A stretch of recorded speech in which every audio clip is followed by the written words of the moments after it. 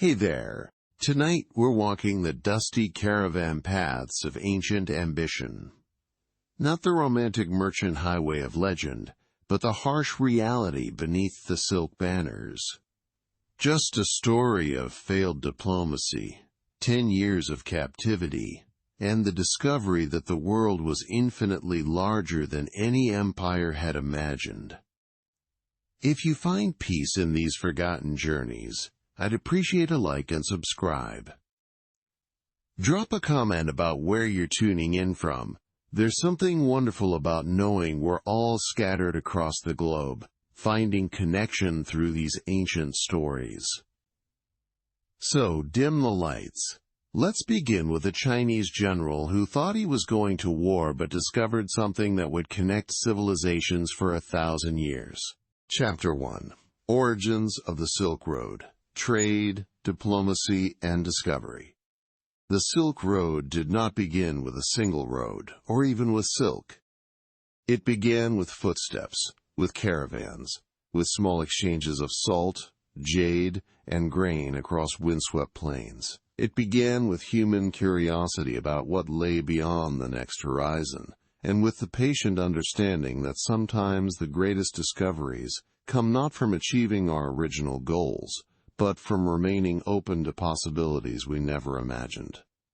In the ancient city of Balkh, in what we now call Afghanistan, the year 119 before the Common Era, the air shimmered with heat and dust from countless caravans. The marketplace buzzed with the sounds of a dozen languages, Greek merchants arguing over prices in the accents of distant Macedonia, Persian administrators discussing tax collection in the formal tones of imperial bureaucracy, local Bactrian traders calling out their wares in voices weathered by desert winds. The scents were equally complex: cardamom and cinnamon from Indian traders, the sharp tang of fermented mare's milk carried by nomadic visitors, the sweet smoke of sandalwood burning at a small Buddhist shrine tucked between merchant stalls. Zhang Qian moved through this sensory maze like a man walking through a dream. 10 years of captivity among the Xiongnu had changed him profoundly. His once pristine Han military uniform had long since been replaced by practical steppe clothing, felt boots that could withstand freezing winters, a long coat of sheep's wool dyed in the bright blues favored by nomadic peoples, a leather belt studded with silver ornaments and patterns he had learned to appreciate during his years of exile. His hair, now longer than any Chinese court official would permit, was braided in a style that marked him as a man who had lived between worlds. But it was not his appearance that had changed most dramatically. Zhang Qian's eyes now held the patient wisdom of someone who had learned to see beyond the boundaries of his birth culture. The arrogance of imperial certainty had been worn away by years of dependence on the kindness of strangers, replaced by curiosity about the infinite variety of human adaptation to different landscapes and challenges. As he paused before a merchant's stall displaying fine textiles, something caught his attention that made his breath stop entirely. Draped across a wooden frame, catching the afternoon sunlight like captured fire, hung a bolt of silk fabric that he recognized as unmistakably Chinese. Not just any silk, but silk woven in the specific pattern favored by the imperial workshops of Chang'an, a complex design of interlocking dragons that required months of skilled labor to complete.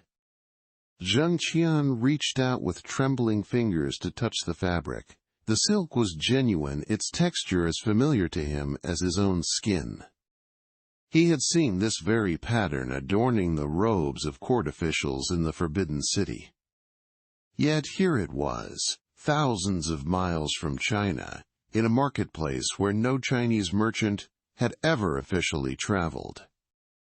The Bactrian textile seller, a middle-aged man with intelligent eyes and hands stained by years of handling dyes, watched Zhang Qian's reaction with professional interest. Through gestures and the few words of broken Persian and Greek that Zhang Qian had acquired during his captivity, he managed to communicate his astonishment.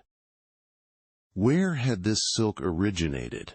How had it traveled so far from its homeland?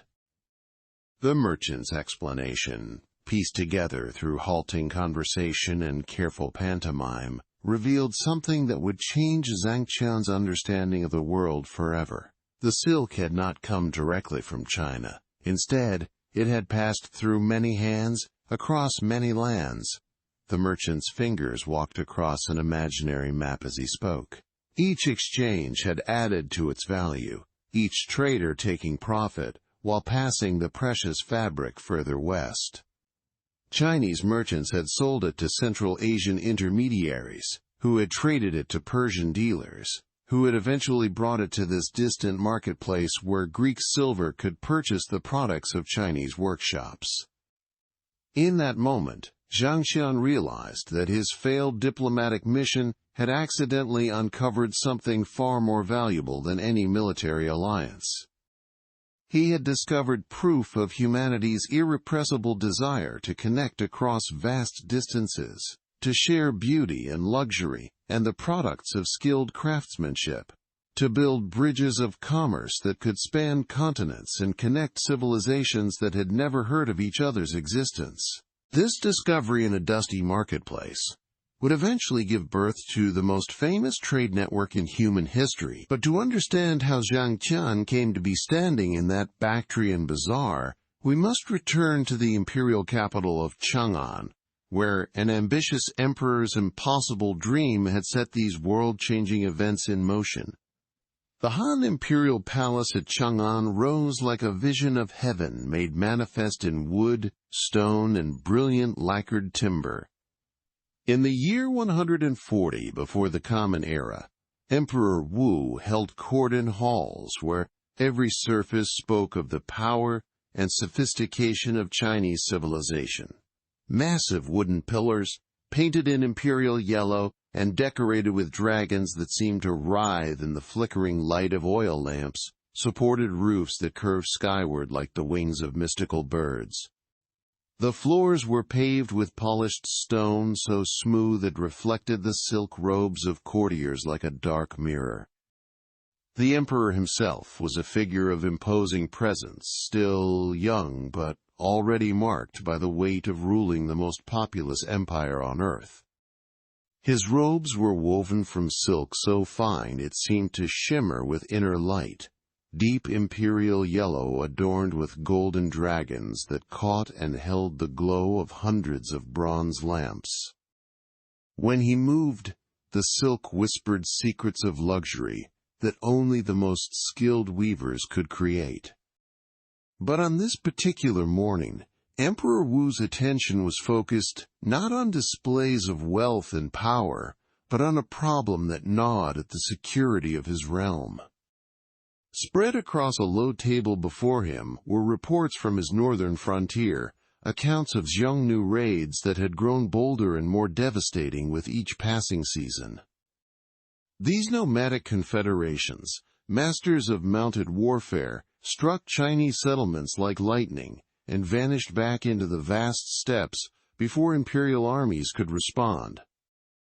The emperor's advisors clustered around the table, their voices creating a low murmur of concern and frustration. General after general had attempted to solve the Xiongnu problem through military force, but the nomads' mobility made them nearly impossible to defeat in conventional battle. They appeared suddenly at the edges of Chinese territory, struck with devastating efficiency, and melted away into landscapes where Chinese infantry could not follow and Chinese supply lines could not reach. It was during one of these strategy sessions that a junior military officer brought news that would change the course of history. A group of Xiongnu prisoners, captured during a recent border skirmish, had revealed information about peoples and kingdoms far beyond the northern steppes.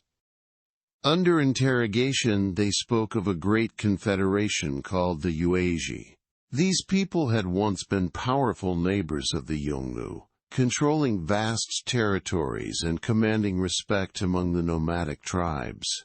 But warfare and politics had driven them westward, like leaves scattered by autumn winds. The Yuezhi had settled in distant lands beyond the Great Desert, the prisoners claimed. There, in valleys where they had built new homes and planted new crops, they nursed grievances against their former enemies. They might welcome Chinese alliance against their mutual foes. Emperor Wu's eyes brightened as he listened to this intelligence. Here, perhaps, was the answer to his strategic dilemma.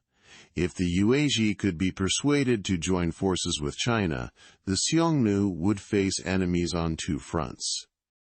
Caught between Chinese armies advancing from the east and Yuezhi forces striking from the west, the nomadic confederation might finally be crushed. But reaching the Yuezhi would require a journey of unprecedented difficulty and danger. The route led through Xiongnu territory, across deserts that had swallowed entire armies, over mountains where the air grew thin enough to stop a man's breath.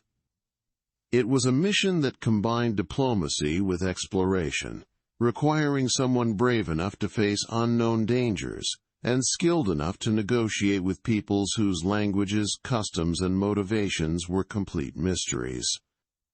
The emperor's gaze fell upon Zhang Qian, a young general whose military record showed both courage and intelligence. Zhang Qian had distinguished himself in frontier campaigns, demonstrating not only personal bravery but also the kind of adaptability that might serve him well in unknown territories. More importantly, he possessed the diplomatic skills necessary for delicate negotiations and the curiosity about foreign peoples that could transform military intelligence into genuine understanding. Zhang Qian accepted the mission with the confidence of youth and the loyalty of a professional soldier. He understood the risks. Xiongnu territory stretched for hundreds of miles in every direction, and any Chinese expedition would be viewed as a military threat. But he also understood the potential rewards. Success could bring not only military alliance, but also invaluable knowledge about the western regions, their peoples, resources, and strategic importance. The preparation for Zhang Qian's expedition reflected both the mission's importance and its uncertainty. Imperial workshops created maps based on interrogations of prisoners and the fragmentary knowledge of border traders. The cartographers worked with brush and ink, sketching mountain ranges that might exist, rivers that could be myths, cities that lived only in travelers' tales. Craftsmen prepared gifts suitable for unknown rulers, bolts of finest silk, woven in patterns that told stories of dragons and phoenixes, jade ornaments carved by master artisans whose families had perfected their skills across generations. Bronze mirrors polished to such brilliance they seemed to hold pieces of sky. Lacquered boxes inlaid with mother-of-pearl that gleamed like captured moonlight. These items represented the pinnacle of Chinese craftsmanship, designed to demonstrate the wealth and sophistication that potential allies might share. Zhang Qian's expedition was deliberately kept small to avoid appearing threatening to the peoples they would encounter. Just over 100 men accompanied him.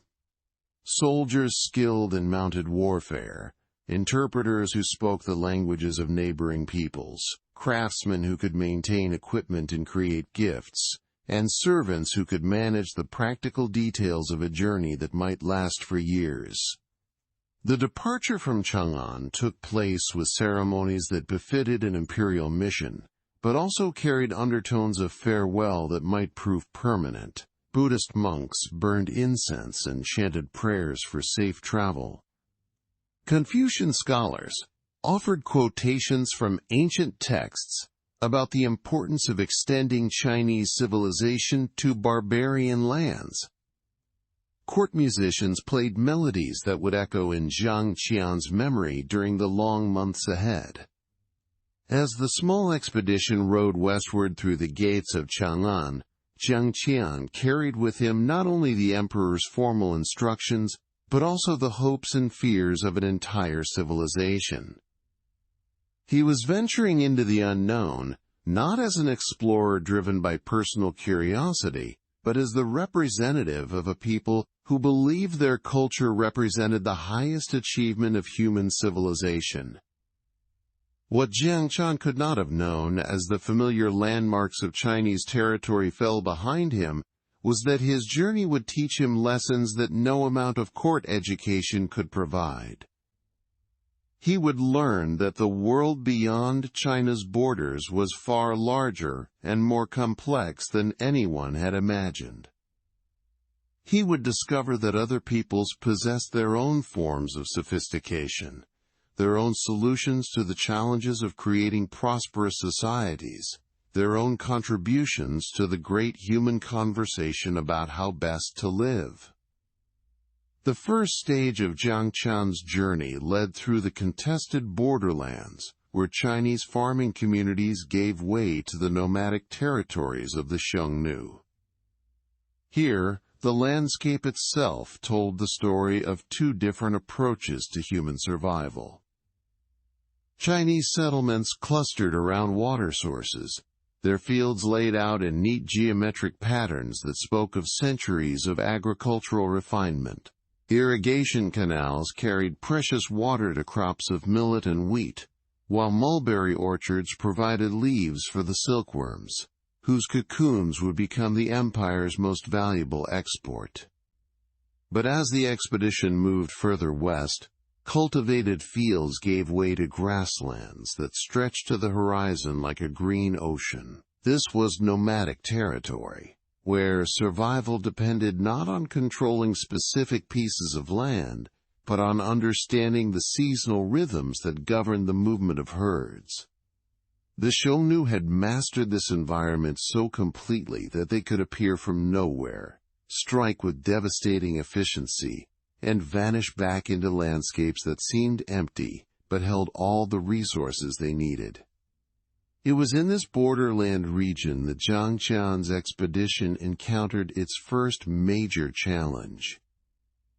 Xiongnu scouts, mounted on horses so swift they seemed to skim across the grassland like birds, had been shadowing the Chinese force for days. These nomadic warriors possessed a mobility that Chinese infantry could not match, and a knowledge of local terrain that gave them every advantage. The attack, when it came, demonstrated the tactical brilliance that had made the Xiongnu the terror of the northern frontier. They struck at dawn, emerging from morning mist like supernatural beings. Their composite bows, crafted from horn and sinew, could drive arrows through Chinese armor at distances that made retaliation impossible. Their horses, bred for speed and endurance, carried them in swooping attacks that struck the Chinese column from multiple directions simultaneously. Zhang Qian's men, trained for conventional warfare, found themselves helpless against nomadic tactics. They formed defensive squares and prepared for charges that never came. They attempted to pursue enemies who vanished into grasslands, like smoke dissolving in wind. Within hours, the expedition was surrounded and overwhelmed by forces that seemed to materialize from the landscape itself. The capture itself was almost anticlimactic after the drama of the chase. Zhang Qian, his men scattered or killed, found himself face to face with Xiongnu warriors whose appearance was as foreign as their tactics. These men wore clothing adapted to life on horseback, long coats that could serve as blankets, felt caps that protected against sun and wind, boots designed for stirrups rather than marching. Their weapons showed the practical elegance of nomadic craftsmanship. curved sabers perfect for mounted combat, composite bows that could be drawn and fired from horseback, spears designed for the thrust and retreat tactics of mounted warfare. But perhaps most striking was their demeanor. These were not the savage barbarians of Chinese imagination, but skilled professionals who had mastered one of the most demanding environments on Earth.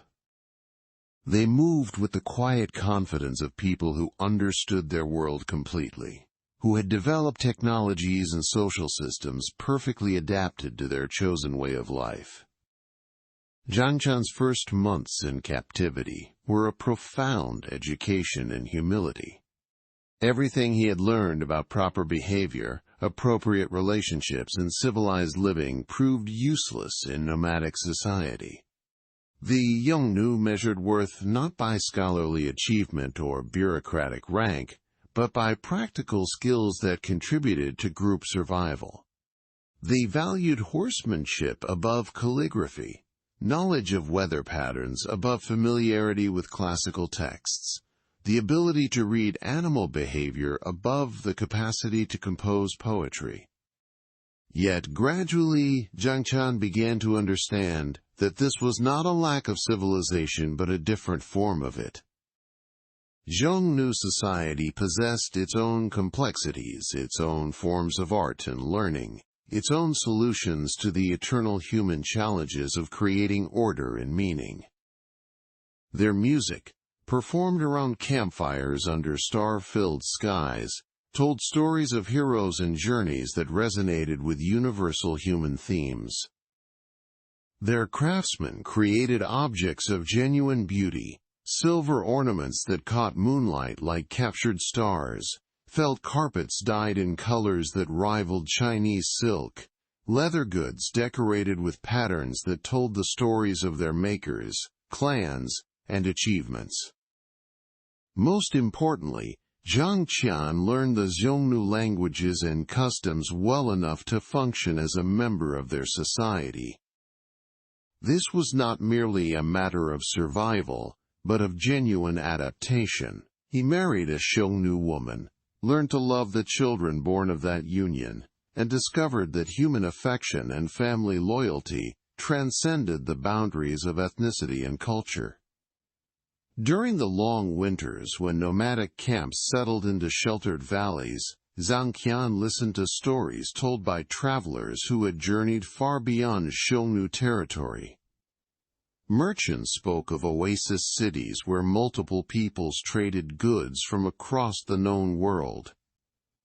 Diplomats described kingdoms ruled by descendants of Alexander's generals, where Greek architectural styles blended with local traditions to create something entirely new. Pilgrims told of Buddhist monasteries where Chinese monks studied alongside scholars from India and Central Asia. These conversations planted seeds of understanding that would later blossom into Zhang Qian's revolutionary insights about the possibilities for peaceful exchange between distant civilizations. He began to realize that the world beyond China's borders was not empty wilderness populated by barbarians, but a complex network of peoples and cultures, each with their own achievements and their own contributions to make to human knowledge and prosperity. After 10 years of this unexpected education, Zhang Qian faced the decision that would define the rest of his life and alter the course of world history. He could remain among the Xiongnu, where he had found a place and a family and a form of security, or he could attempt to complete his original mission, knowing that success was unlikely and that failure might mean death for himself and anyone who accompanied him. The decision to escape came not from duty alone, but from a growing vision of what might be possible if the peoples of Eurasia could find ways to connect peacefully rather than through conquest and conflict. Zhang Qian had learned that the Xiongnu possessed goods and skills that would be valuable in China, just as Chinese products and technologies might benefit nomadic peoples. He had heard descriptions of Western kingdoms that suggested opportunities for trade and cultural exchange that could benefit everyone involved. The escape itself required careful planning and considerable luck. Zhang Qian used his knowledge of nomadic seasonal patterns to time his departure for a period when Xiongnu attention would be focused on moving herds to new pastures. He took with him a small group of companions, Chinese soldiers who had survived the original capture. Xiongnu friends who had come to share his vision of broader possibilities, and his own family, whose presence would provide both motivation for success and devastating consequences for failure. The journey westward from Xiongnu territory led through landscapes that challenged every assumption about what constituted habitable land. They crossed deserts where the silence was so complete it seemed to press against their eardrums, where sand dunes shifted like frozen waves under stars so bright they cast shadows, where survival depended on finding water sources that might be separated by days of travel through emptiness that stretched to every horizon. Yet even these forbidding landscapes supported human life for those who understood their rhythms and possibilities. Oasis settlements appeared like miracles of green abundance amid oceanic expanses of sand and stone. These communities had developed technologies and social systems adapted to their unique environment, irrigation networks that brought underground water to the surface, agricultural techniques that maximized productivity from limited fertile soil, trading relationships that connected them to distant markets and provided access to goods they could not produce locally. It was in these oasis communities that Zhang Qian first glimpsed the reality of the trade networks that he would later help to organize and expand. Merchants from many different peoples gathered in these settlements, creating temporary communities bound together by commercial interest rather than ethnic loyalty. Chinese silk traveled alongside Indian spices. Persian carpets were traded for Central Asian horses. Roman glassware was exchanged for nomadic felt goods. The languages spoken in these marketplaces reflected the diversity of the peoples who gathered there. Zhang Qian heard Greek, spoken by descendants of Alexander's soldiers who had settled in distant kingdoms. Persian used by administrators of the great empire that stretched from the Levant to the Indus River. Sanskrit chanted by Buddhist monks carrying sacred texts between monasteries, and local languages that had developed through centuries of contact between different peoples. But it was in Bactria, the prosperous kingdom that controlled much of what is now Afghanistan, that Zhang Qian made the discovery that would transform his understanding of the possibilities for peaceful exchange between civilizations.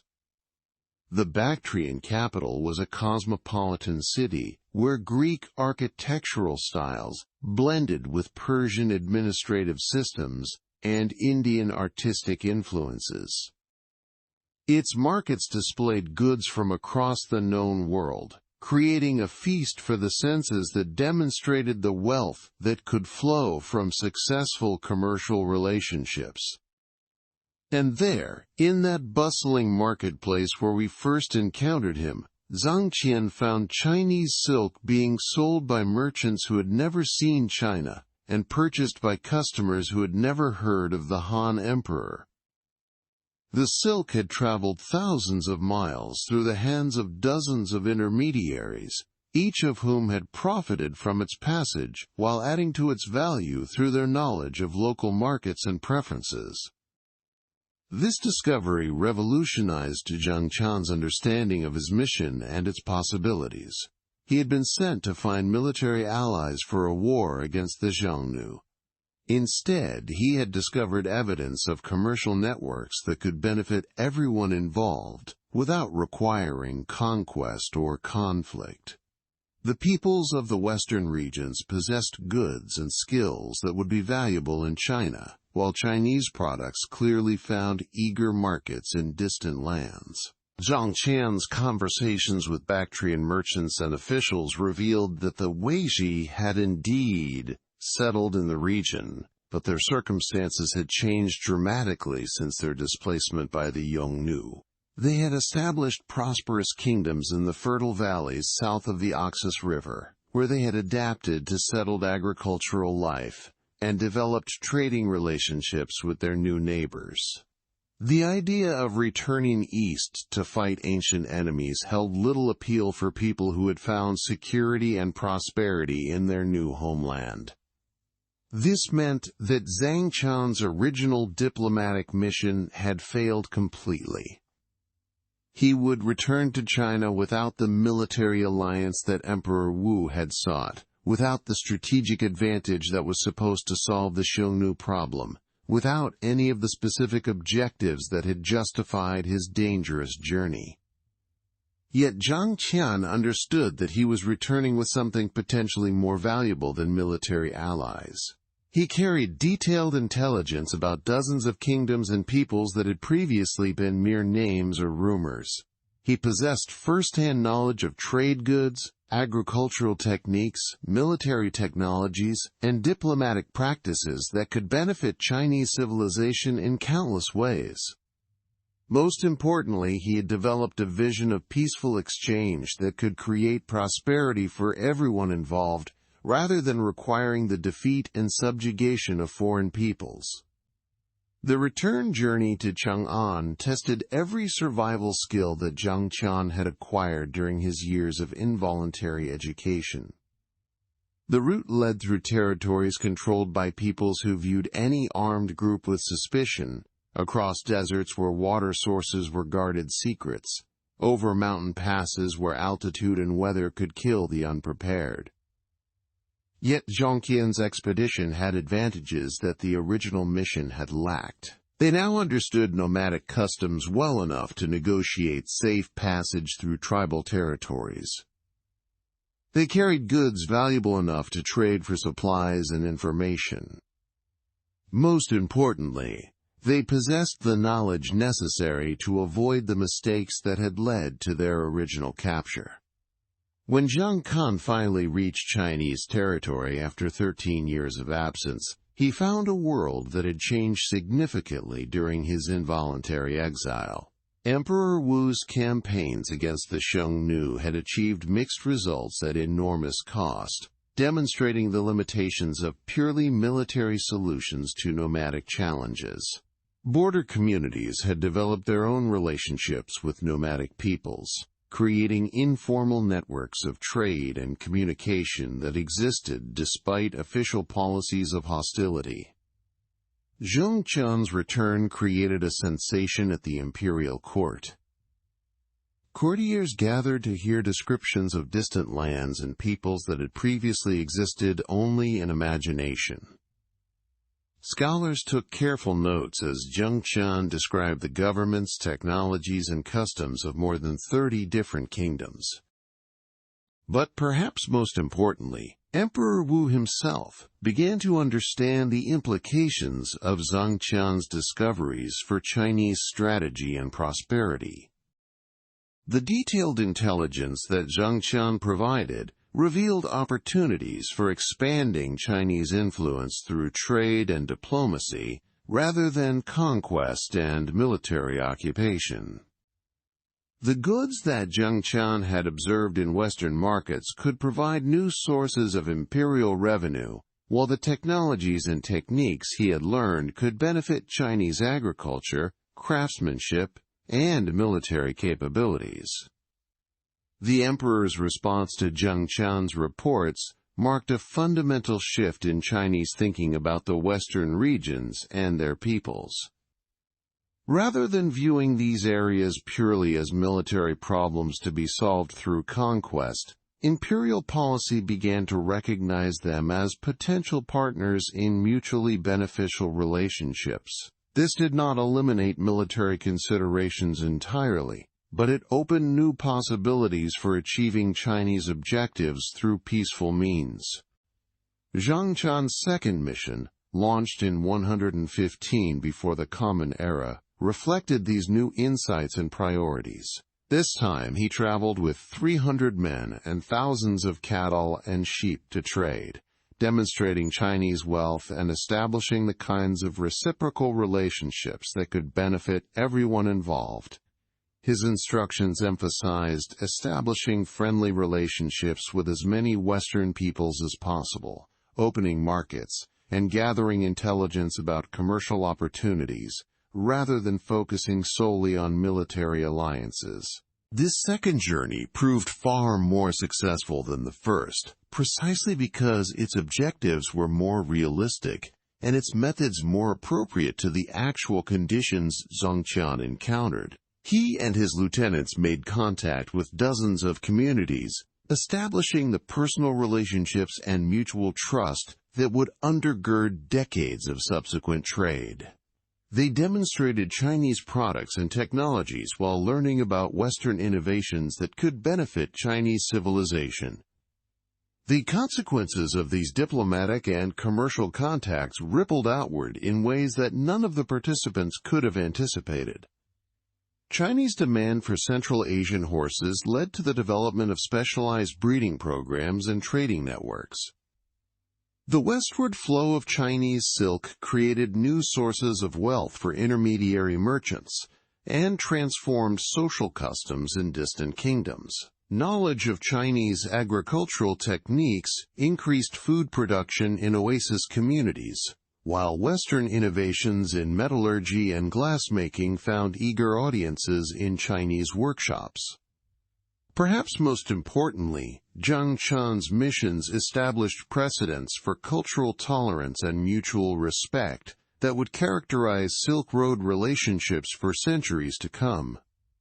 Successful merchants needed to understand and accommodate different languages, religions, and customs. They had to develop appreciation for foreign aesthetics, respect for local laws and traditions, and skills in cross-cultural communication. This practical necessity for adaptability gradually created communities along the trade routes that were remarkably cosmopolitan for their time. The infrastructure necessary to support these growing commercial relationships developed gradually through the cooperation of many different peoples and governments. The Chinese established military garrisons and supply stations at strategic points along the routes, but these served primarily to protect merchants and facilitate trade, rather than to control territory or suppress local populations. Oasis communities invested in improved irrigation systems, larger markets, and better accommodations for traveling merchants. Nomadic peoples developed specialized services for caravan protection and livestock supply. The Dunhuang garrison, established around 111 before the Common Era, exemplified the transformation that Zhang Qian's discoveries had initiated. Originally conceived as a military outpost to protect Chinese territory from nomadic raids, it evolved into a crucial staging point where merchants from many different peoples could rest, resupply, and gather information about conditions further along their routes. The soldiers stationed there protected more than Chinese territory. They safeguarded the growing stream of commerce that flowed in both directions across the desert.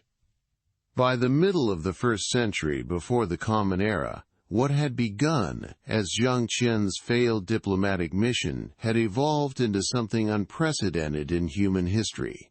A continent-spanning network of commercial, diplomatic, and cultural exchange connected the major civilizations of Eurasia, allowing goods, ideas, and technologies to flow between peoples who had previously existed in isolation from each other. Chinese silk was being worn by Roman senators who had never heard of the Han Emperor.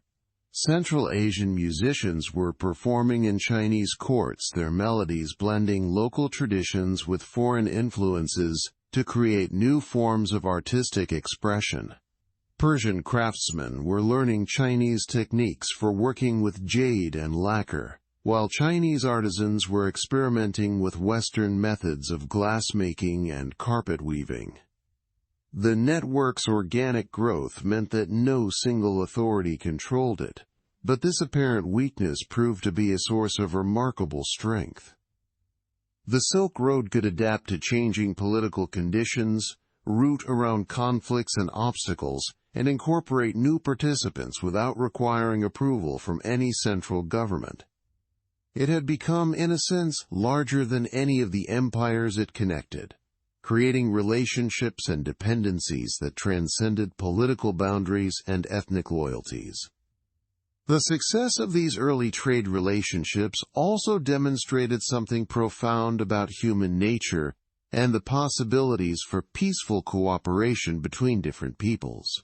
Zhang Qian had discovered that the fundamental human desires for security, prosperity, and connection could bridge enormous differences in language, religion, and culture.